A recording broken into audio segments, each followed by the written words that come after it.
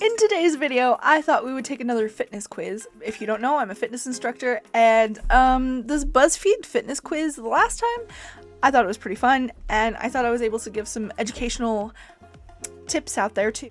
This one is if you get a 15 out of 20 on this test, you're a fitness guru. Let's find out A, how accurate the test is, and B, if I can get a 15 out of 20 at least. Okay.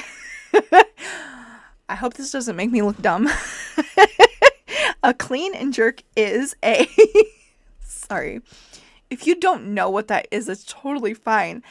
But, like, as a fitness instructor, there's a lot of these things that I'm like, I should know this. So it's kind of funny. So don't be offended by my laugh.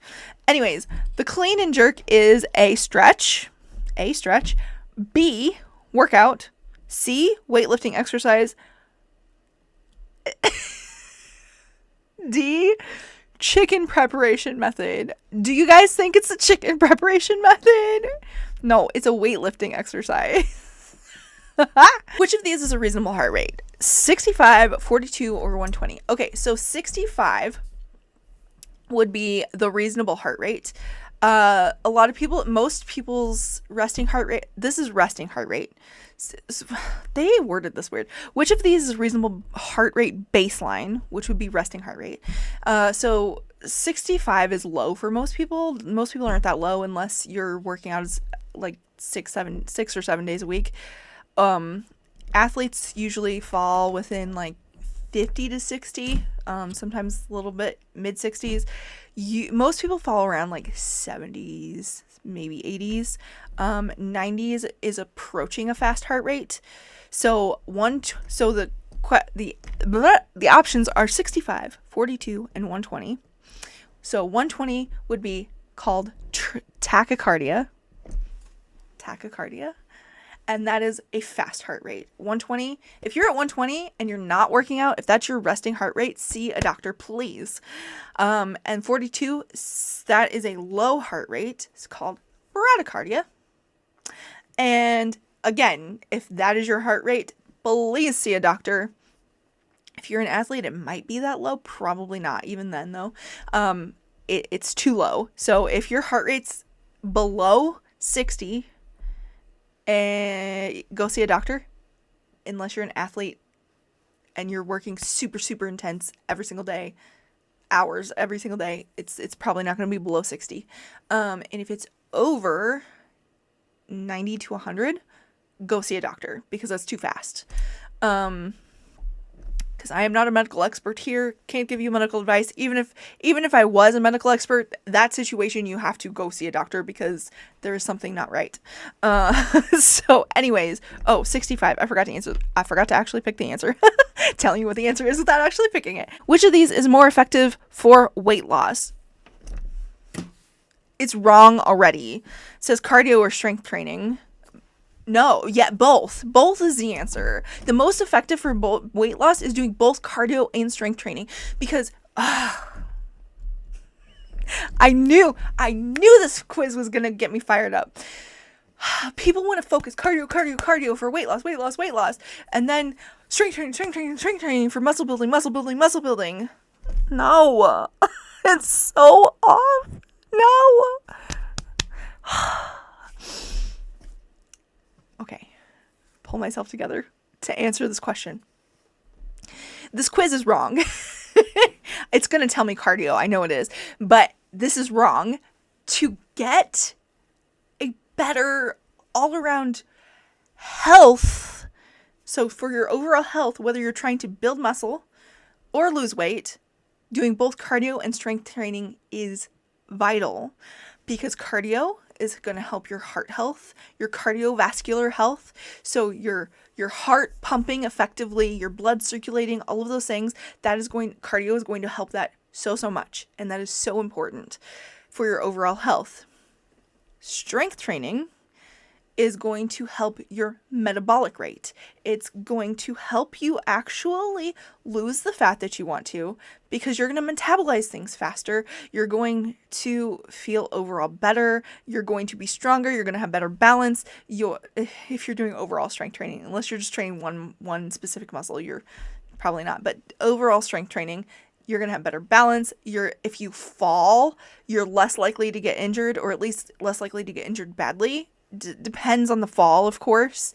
But a lot of older people who fall, typically when they get injured really badly, it's because they really weren't working out. Their lifestyle was pretty sedentary, so their muscles weren't strong enough to support that fall, and so there's some really bad injuries that can happen. Even younger people that has happened to before. But these are both super important to no matter what your goals are, cardio and strength training. So I don't know why people are like cardio for losing fat. Like, what? I don't know where that came from. It's not evidence-based. It does not back by evidence. The evidence shows that cardio and strength training are the actual best for losing weight. Like, now, if your goal is losing weight, which I think any number, if it's just an overall losing weight because you want to be healthier, fine. I think focusing on that number, though, leads to dangerous territories. Because you can have a lot of emotional ups and downs, because that number can fluctuate every single day, because you might have extra water, you might have just eaten, you might be, if you're a woman, you might be on your period and your hormones are off balance. That can make you hold on to some weight. You might be bloated because of something you ate, because maybe you even ate too much fiber, or not too much, but more fiber than you're used to. So like, there's just so many factors that can throw that off a couple of pounds every single day. And so if you're focusing on that number so hardcore, it actually messes with your mental health sometimes. And yes, of course, if you're eating better and if you're exercising more, the size of your body is gonna go down. That's really what it is. It's that simple. Anyways, you need cardio and strength training. Now, if you're wanting to lose weight, I don't recommend doing like, oh, here's a leg day, oh, here's a upper body day, here's whatever, like anything like that. I don't really recommend the split workouts. You can if you want to, because some people love it. I 10 years ago, I actually was in a place where I loved doing that. So that's what I did.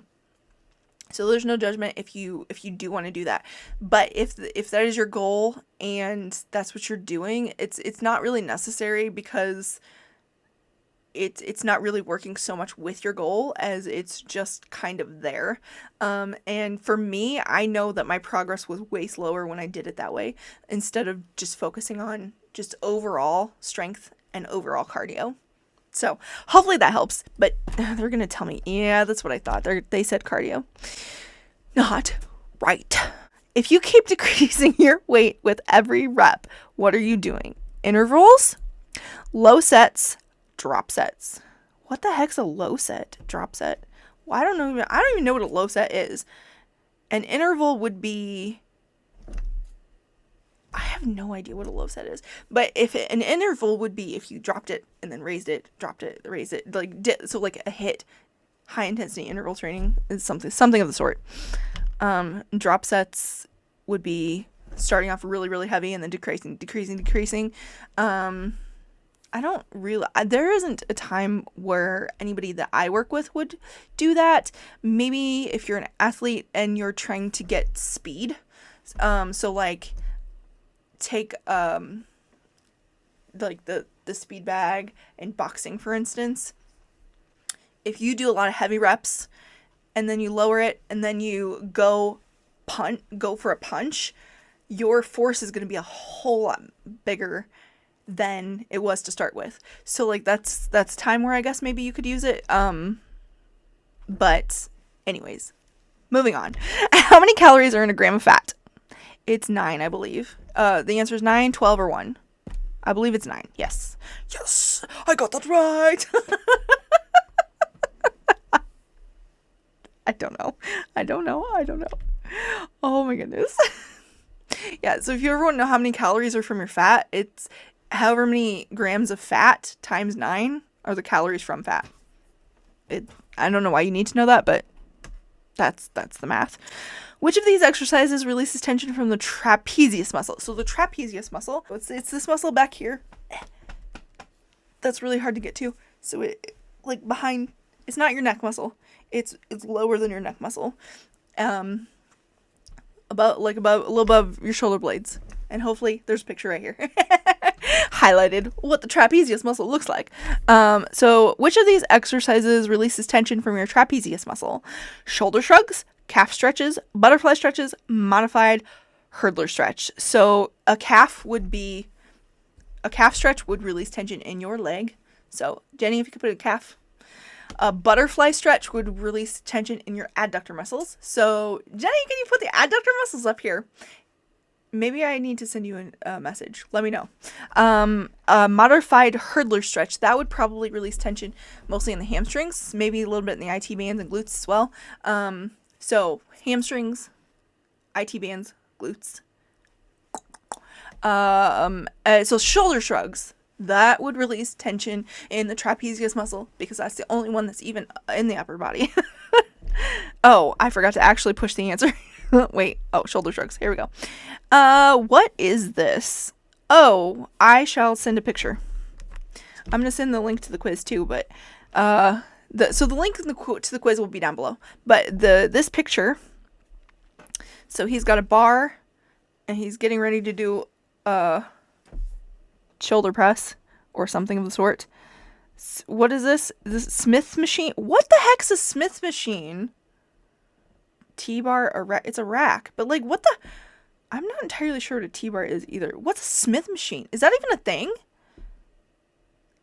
Does anybody have a clue? Because I've never heard of that before. What the heck is a Smith machine? That's a Smith machine? I don't know anything about this one, guys.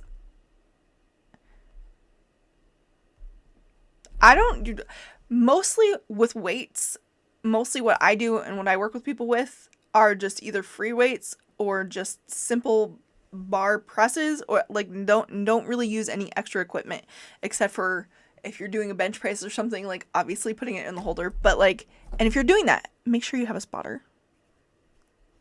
I have never seen, maybe I've seen it, but I've never used this machine before. No idea how to even use it.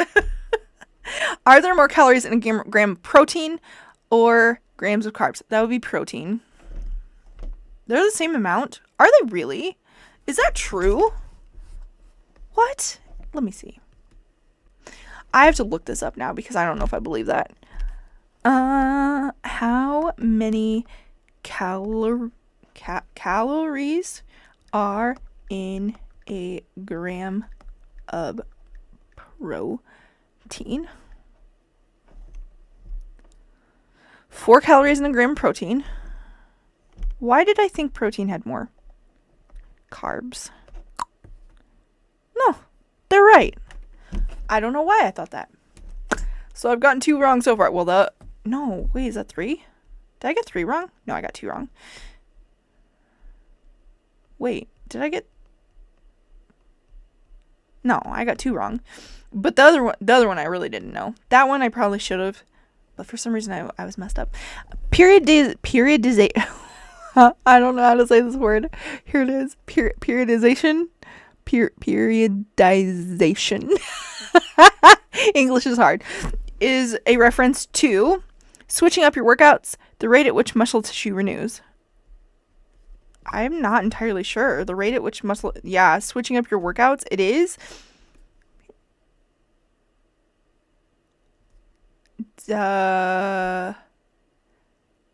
I don't know if we really use that term. At least not the people that I work with. I don't know. Some of these terms is like, who cares? Like, can we just say we're switching up the workout? Like, why do we need to name it? Can we just say that we're switching the workout? It's not that big a deal. So like some of the terms, it's just, they're just never used. So it's like, I probably learned it at some point, but I don't remember now. When is it better to do a static stretch versus a dynamic stretch? Dynamic stretch before working out, static stretch afterwards. Yes. Static stretch before working out, and no. So if you do a static stretch before working out, you actually, first of all, let me back up. A static stretch would be like something like this, where you're not moving, but you're really getting a good stretch in that muscle. Whereas a dynamic stretch would be something more like this, where you're stretching those muscles out, but you're moving the muscles. So it's not as intense of a stretch. So if you do a dynamic stretch before a workout, no big deal. You're probably going to be fine. Static stretching before a workout, though, can lead to injury. So this is why I tell people absolutely never static stretch before a workout. Sorry, I have to readjust. Before a workout. Because what you're doing is you're taking that muscle and you're elongating it. So then it's kind of like a rubber band. So you've elongated that rubber band and stretched it out. And so now it's a little more frail than it was to start with because it's so stretched out. Because when you stretch something out, what happens, right? So when you go to actually do your workout and you've stretched that muscle, like really, because a dynamic stretch doesn't give the same stretch. It just kind of goes back into place. Where if you've done static stretches, you've elongated that muscle, and now that muscle doesn't have the tension there to support the workout or to support the weight or whatever it is that you're getting ready to do, and it can lead to injury. A lot of people have been injured that way. Static stretches used to be taught to do before a workout, but that's outdated information. Evidence has revealed that it's actually can cause injury to do static stretches before a workout. So static stretching after a workout, though, fantastic, phenomenal, actually needed. 10 out of 10 recommend. Dynamic stretches, you can do either way. Dynamic stretch before a workout. So a Russian kettlebell swing goes all the way up to your head, knees, chest. It's head, but is there a time where you would only go to your knees? I mean, maybe. Yeah, I guess if you're doing like squats or something like that. I thought it went. Now I have to look up again. It's telling me I'm wrong. Why did I think it came all the way up here? It comes here. I am not wrong. I am not wrong. But they're also not wrong. So the Russian kettlebell swing is a 2-arm swing to the chest or eye level. See, I thought it was eye level. Okay. So, neither one is wrong. Neither one of us are wrong. I got that one right. They don't know what they're saying. Because eye level would be your head. Anyways, it can come here or it can come here. Either way. Anyway, moving on. The acronym DOMS refers to... I have no idea. DOMS? I don't know. We don't use that.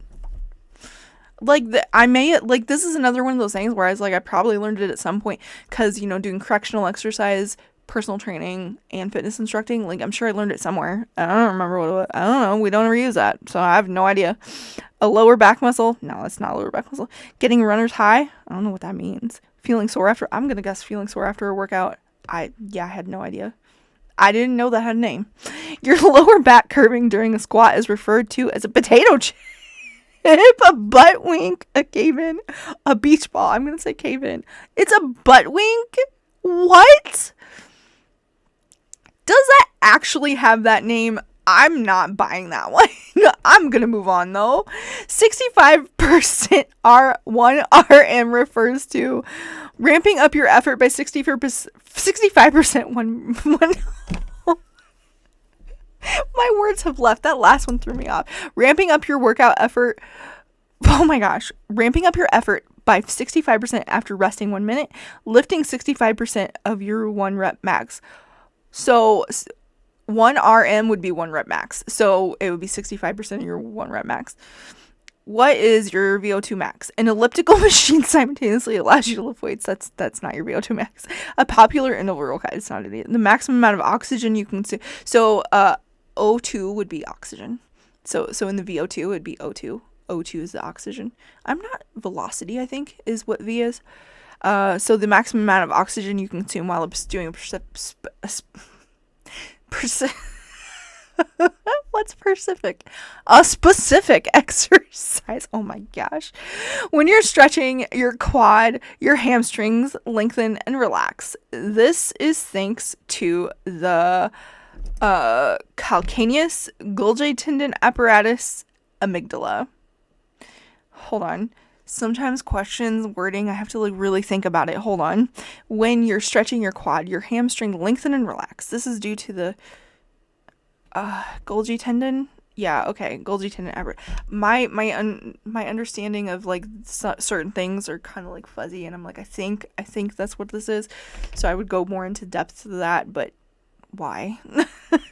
A sumo deadlift differs from a traditional deadlift by having a wider stance, keeping the torso taller, requiring more hip flexibility, all of the above. I know it's having a wider stance, keeping the torso taller, requiring more hip flexibility. All of the above, I believe. Yeah. Yeah. So basically, yeah, deadlifts, you don't really do much with your arms. And the only difference between a regular one is on a regular one, your feet are just like hip width apart, whereas a sumo one, your feet are wider than hip width apart. What does HIIT stand for? High intensity interval training. So we got heated integrated interval therapy. That would be interesting. Healthy interdisciplinary intention training. High intensity interval training. Some of these things, it's like, what? Which of these can best help improve bone density? Weightlifting, yoga, long distance running. That's another benefit of strength training. I was like, I'm missing some. I know I'm missing a whole bunch of like really good ones. Bone density. Bone density, bone density, bone density. So important. Which is another reason that people who fall when they're older sometimes get injured, is because their bone density isn't as good as if they were maybe lifting.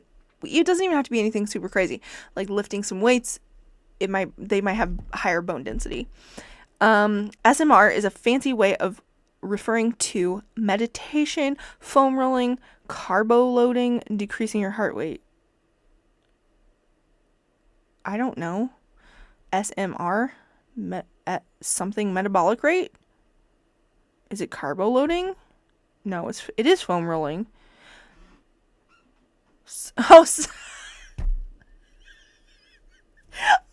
I never heard it abbreviated before. I didn't even know. It's self-myofascial release. I know what it is. As soon as I answered, I was like, oh. Because immediately I thought it was foam rolling, but I was like, I don't. So that one technically I got right. I would have gotten right if I had been paying better attention. Oh no! I only got a 14. I didn't get a 15. But one of them, they were wrong. And that last one I should have gotten right. So I technically got a 17. 15, 16. I can math, I promise. But anyway, these BuzzFeed quizzes are having me entertained, and hopefully you got some education out of it. But as always, I believe in you, I love you, dream big, and take action. Bye!